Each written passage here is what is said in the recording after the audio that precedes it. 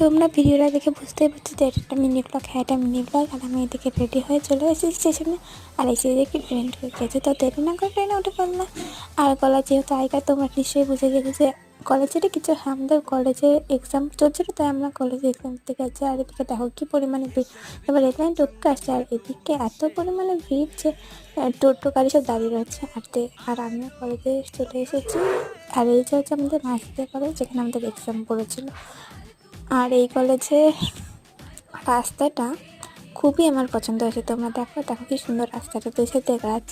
আর এদিকে আমাদের ঢোকার গেটটাও খুলে দিয়েছে, তুমি দেখাচ্ছি সেই যে দৌড়ানটা দেখা থাকো। আর এই যে আমি ফ্যাস করে পড়ে গিয়েছি, কী পরিমাণে ভিড়। যাই হোক, ভিড়টা ফাইনালি কলেজের ভিতরে চলে এসেছে। এবার এক্সামের ঘরে ঢুকে গেছে আমি। তো এইদিকে আমার এক্সামও কমপ্লিট হয়ে গেছে, এক্সামটা আমাকে ভালো হয়েছে। তো বাইরে দেখতে পেয়েছি কী পরিমাণ ভিড়। তো দেরি না করে আমার ট্রেন ধরে করে তাড়াতাড়ি চলে এসেছি স্টেশনে। তো আজকে